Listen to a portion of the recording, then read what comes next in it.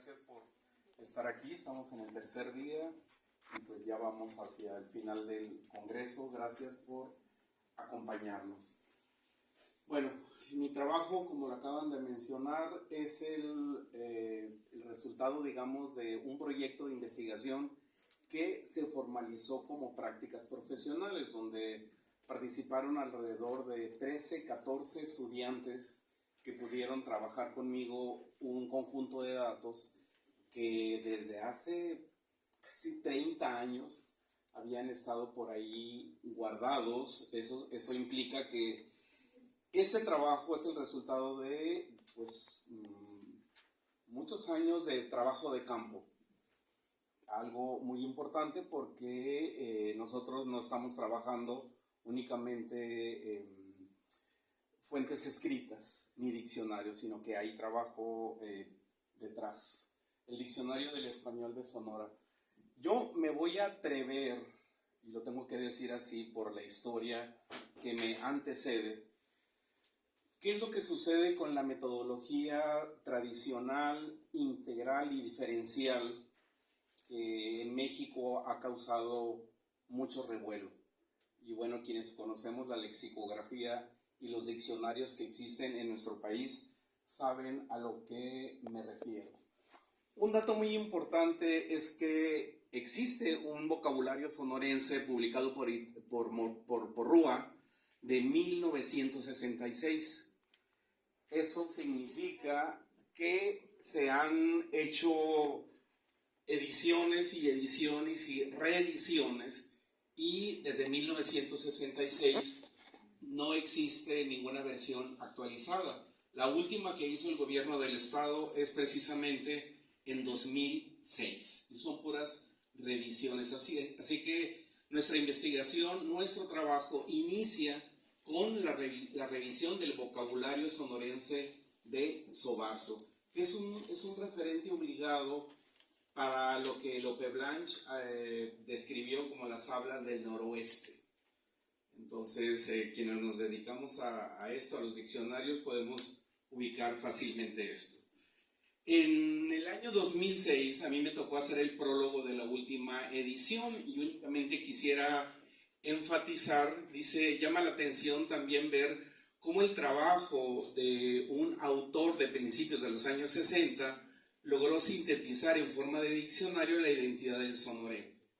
Es decir, sabemos que en todos lados existen lexicógrafos aficionados, amateur, historiadores, literatos, etcétera, que no tienen formación lingüística. Sin embargo, personas como Luis Fernando Lara, que en México pues lo conocemos muy bien, para él Sobarzo es un documento importante porque recupera muchísima información. Ahí lo tenemos. Dice Luis Fernando Lara, autor de los diccionarios del español de México, que tiene como unas 6 o 7 publicaciones, el famoso DEM, el básico, el fundamental, el usual, y incluso en este año se hizo una última publicación, ¿sí? El equipo de Lara en el DEM, que tiene recortes y ampliación.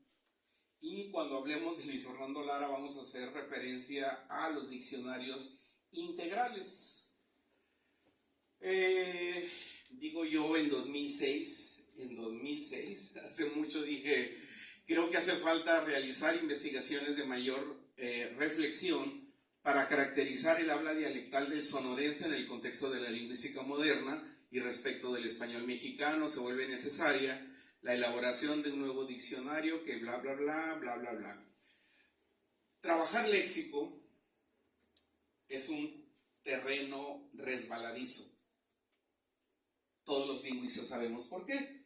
Porque simplemente no tiene reglas, pero hay patrones de variación que nos pueden ayudar a tener un control más o menos sistemático de ese componente de la lengua tan amplio que algunos dirán, es muy fácil trabajar léxico, ¿no? Y todos los lingüistas trabajamos léxico en diferentes áreas, ¿sí? No me voy a meter en complicaciones teóricas de palabra, pero sí de entrada, porque estamos hablando de diccionario. Entonces, el objetivo de esta presentación es precisamente proponer y justificar la elaboración de un diccionario híbrido. Yo me atrevo a llamarla híbrido porque voy a lanzarme, no al abismo, pero sí de combinar ambas metodologías. Hagan de cuenta que aquí tenemos el DEM de Luis Fernando Lara y acá tenemos el Diccionario de Mexicanismos de la Academia, y son cosas que van contrapuestas en términos de la metodología que hay detrás. Y obviamente en el estado de Sonora, que por cuestiones de mi formación dialectológica y sociolingüística, yo no me puedo aferrar a que hay un español de Sonora, ¿sí? De tal manera que el sonorencismo, pues sí existe, pero son 80, 90, y con eso no haces lexicografía. Entonces, obviamente estoy tomando los elementos que tienen que son propios de Sonora, pero que se han extendido en el noroeste, no en Tijuana. Yo siempre tengo que darle un tratamiento especial a Tijuana, Baja California, por toda la migración y todo lo que implica Tijuana frente a lugares como pues Hermosillo. El estado es muy grande, pero también hay influencia un poco a Chihuahua, compartimos mucho con Sinaloa y también con Baja California Sur. Es una obviedad, sí, es una obviedad, pero aquí están los datos. Lo digo porque hay otros colegas como Everato Mendoza, quien trabajó mucho el léxico y la fonética de Sinaloa, pero finalmente uno tiene que relajarse y hablar más bien de las hablas del noroeste. Y eso ya de decir hablas del noroeste como que nos remite a la dialectología de los años 70, ¿no? Pero bueno, ¿cómo haces un diccionario? A eso me refiero, que es un terreno resbaladizo. Y pues bueno, la intención es que la propuesta de significado que hemos realizado en la estructura del artículo precisamente combine estas ambas metodologías y formalizar la lematización de formas lingüísticas que han sido registradas a partir de trabajo de campo que ya mencioné, y que finalmente tenemos un corpus de 3.500 elementos léxicos y fraseológicos que integran el corpus. Y que obviamente un ítem léxico que nosotros suponemos que tiene un uso diferenciado en el español de la región, voy a decir al menos del noroeste, pues tiene que ser revisado, referenciado, checado, revisado en diccionarios testigos, ¿sí? Y obviamente, como el terreno es medio espinoso, a partir de toda la tradición en lexicografía, que ha sido muy cuestionada, de cómo trabaja la academia o cómo han trabajado otros grupos de investigaciones. Ok, ese ítem léxico, si no aparece en la RAE, entonces es mexicanismo. O si yo tengo un elemento muy regional y lo reviso en el DEM o lo reviso en la academia, entonces es un regionalismo. Hemos evitado eso por razones obvias, porque no nos estamos manejando de esa manera. Aquí están algunos diccionarios testigos. Obviamente el diccionario, la RAE, la revisamos, sí, pero también llegamos a obras locales, regionales, diccionarios de americanismos, por ejemplo, de indigenismos, el lexicón del noreste, y pues bueno, en lexicografía es muy común de que se trabaje con diccionarios testigos. ¿Cuál es la justificación? Bueno, como ya lo mencioné, hay una larga tradición en la lexicografía del español mexicano, ¿no? Si hablamos de García y Casbalceta, etcétera, hacemos referencia al siglo pasado, digamos, o el Diccionario de Mexicanismos de Santa María, que para mí es una joya. Bueno, El diccionario del español de México, del equipo de Luis Fernando Lara, causó mucho revuelo cuando en 1990 él se atrevió a decir, vamos a hacer un diccionario que muestre realmente el léxico que utiliza el mexicano y que le da identidad a pesar de que se utilice en otros lugares. Y claro que los españoles pues se le fueron encima a Luis Fernando Lara en su momento. Y pues bueno, es un gran proyecto que tiene publicaciones importantes y la metodología diferencial, como su nombre lo dice, pues son obras lexicográficas de orientación dialectal, regional, y también hablar de mexicanismos, cubanismos, españolismos. Eso está muy cuestionada en la lexicografía y en la sociolingüística misma. Por eso nuestro trabajo no es un diccionario de sonorencismos, porque el sonorencismo pleno sí existe, pero no existe. Lo tomamos en sentido laxo, de tal manera que a eso me refiero, de que es un terreno espinoso, etcétera. Y pues es obvio que en el español de Sonora hay unidades léxicas y fraseológicas que sí se originaron aquí, pero también hay un conjunto mucho más amplio que le dan identidad al sonorense, y eso es muy cuestionable en términos ideológicos, porque uno dice, bueno, ¿qué entendemos por español sonorense? ¿O qué entendemos por el habla sonorense? Todo es cuestionable. Y pues bueno, a eso me refiero. Entonces, obviamente desde hace casi 20 años, yo he contrapuesto la noción de sonorencismo frente al español usual. Lara habla del español usual, ¿sí? En términos de su metodología integral, y pues es obvio que tenemos que ampliarlo hacia el noroeste. Digo, si no fuéramos lingüistas nos aferraríamos de que no, hay muchos sonorencismos y aquí se hicieron y aquí se usan. No es cierto, no es cierto. Entonces, aquí, por ejemplo, yo puse que algunas entradas requieren información entonacional. Yo dije, a ver, ¿qué palabra pongo? Prosodia, entonacional, tono, acento, pues no sé, pero por ejemplo, tú tienes la preposición a en nuestro diccionario como una interjección, pero dice forma lingüística que muestra entendimiento o aceptación al momento de recibir alguna noticia, a la vez manifiesta sorpresa o incredulidad ante una información recibida. Es de asombro, pues, siempre se acompaña de una entonación sumamente enfática. Suele aparecer en hablantes hombres. ¿Sabes que nunca encontré a Pedro en su casa? ¿En serio? O por ejemplo, fíjate que la Mariana ya tiene novio. Y mayormente se da de nombres, ¿sí? Y bueno, esto de si son hombres o mujeres de clase social alta o baja, o si son de la ciudad o son de los pueblos, es algo que tienes que revisar mucho, de tal manera que nuestro diccionario tiene marcas de uso, o por ejemplo lo que tenemos aquí, que es muy sonorense y me recuerda a Rolando Félix, el famoso ¡Éitale! ¿No? ¡Éitale!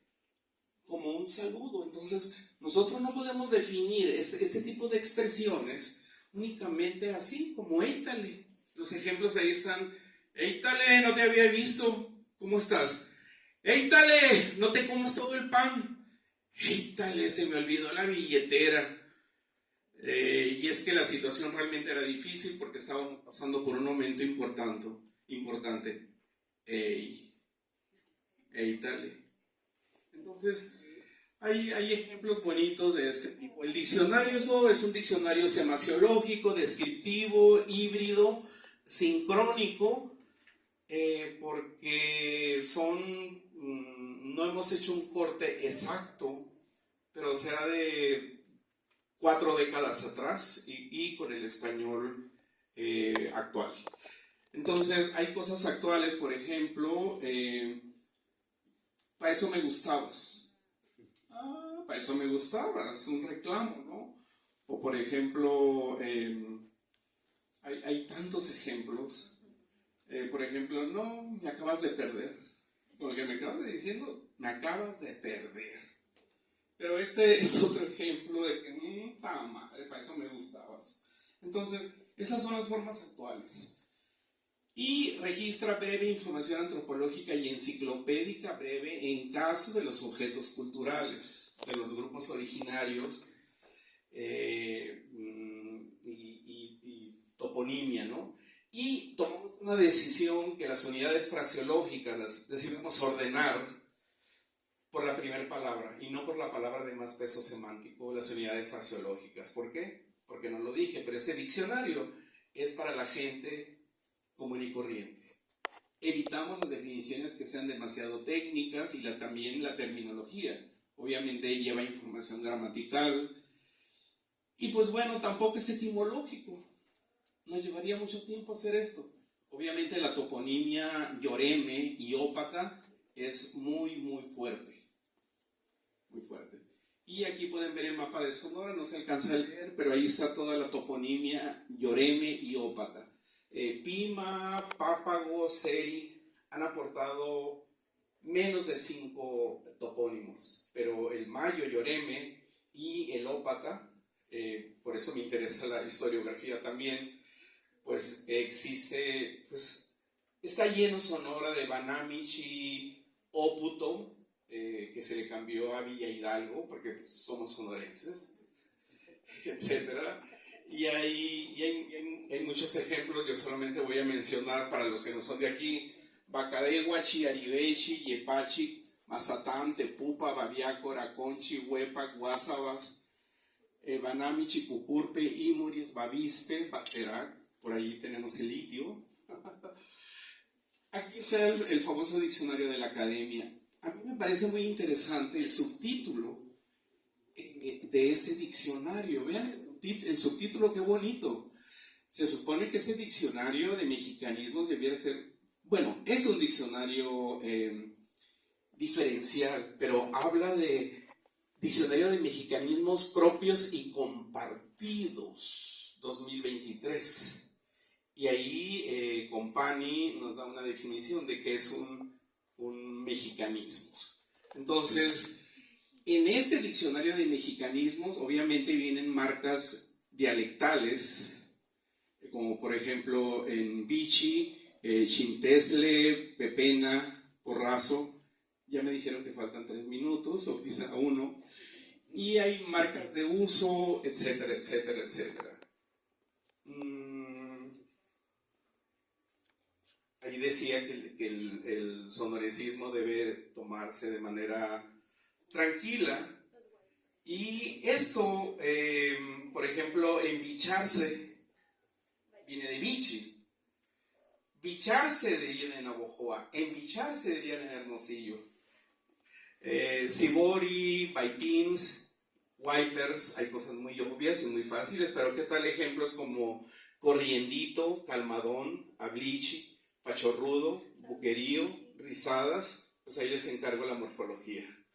Y aquí es un ejemplo de cómo se organizaron los materiales, porque iniciamos con la revisión de Sobarzo, como lo decía al principio, y también datos propios de mi base de datos de hace 30 años, pero empezamos con la revisión de Sobarzo para ver cuáles términos se conocían por las nuevas generaciones. Ya me quedó un minuto, qué bueno que tengo gente que me lo está diciendo, porque también uno piensa que está dando una clase, ¿no? Pero no. Entonces, en la hojita que les dieron, en el handout, en la guía de mano o en el volante, etcétera, estamos hablando de léxico. Quizá Gerardo Sierra en este momento ya está preparando la pregunta: Andrés, ¿trabajaste en lingüística de corpus? No. Andrés, ¿utilizaste algún programa? No. Trabajamos a la antigüita. Alguien diría, un corpus de 3500 elementos da para utilizar herramientas, e incluso se pensó en trabajar un programa que se llama LaTeX para mayor información, pero utilizamos herramientas mucho más sencillas. Bueno, ahí sale la bibliografía, pero en el material que les acabo de compartir, ahí está el ejemplo de la estructura de las entradas, y hay cosas que bien pueden ser cuestionables, ¿no? Porque dice, oye Andrés, estás poniendo este término y se utiliza en la Ciudad de México. No, pero aquí les voy a dar un ejemplo. Por ejemplo, by Pins, Makeup, es una app. En la Ciudad de México están marcados como en el habla culta o en las clases altas, y en cambio aquí en Sonora no. O decir, oye, este ejemplo yo lo conozco en todo México. Sí, pero no, en esas otras partes de México han caído en desuso. Sin embargo, aquí en Sonora tienen mucha vigencia. Porque estamos manejando cinco características para definir qué es una forma regional, dialectal, y seguimos moviéndonos en el terreno resbaladizo.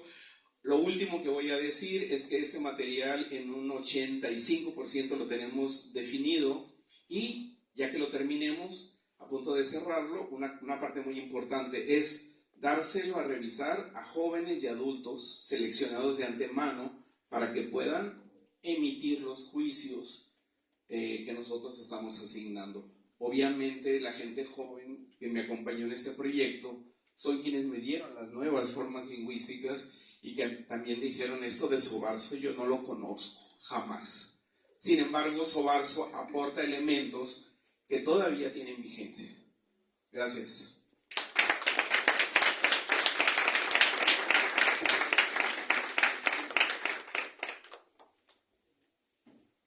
Muchas gracias. Abrimos espacio de 5 minutos para preguntas, comentarios. Gerardo va a decir, Andrés, ya me pasaste.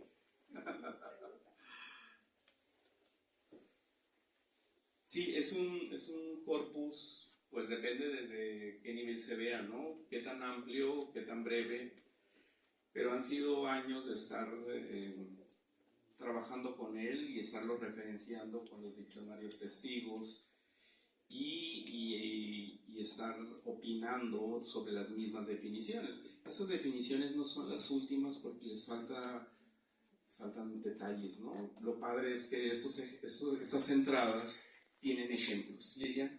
Quizás no tan relacionado con los sonoricismos, pero ayer me preguntaban si Bacanora era un sonorense de algo, no supe qué responder. Pues mira, los sonorenses sabemos primero que Bacanora es un municipio de Sonora, 2, que es una bebida embriagante, alcohólica, y a nivel nacional quizá nos identifiquen como el lugar de la carne asada, las coyotas y el Bacanora. Pues Pero vendrá de Baca y vendrá de Sonora, o sea, es un nivel morfológico. En ese sentido, solo el análisis morfológico y semántico, por eso mencioné lo de historiografía y con documentos que yo tengo de Ópata, la identificación de esos morfemas sería rastrear. Hay cosas que yo ya tengo muy claras. ¿Qué pasa? ¿Cuáles son los topónimos? Por ejemplo, en términos morfológicos, cómo se dan en Mayo, cómo se dan en Ópata, y hay que hacer un rastreo, pero como no lo van a creer, pero hay como 400 topónimos en Sonora, porque hay rancherías, ríos, arroyos, caserío, etcétera, que son mayos o que son ópatas. Y claro que con un buen mapa del INEGI o con las nuevas tecnologías puedes ubicar todo esto, ¿no? Pero Bacanora, pues puedes decir, a ver, si el ba es muy productivo y significa agua, pues por ahí empezamos, ¿no? Entonces uno necesita los documentos de la lengua ópata para identificar la morfología de la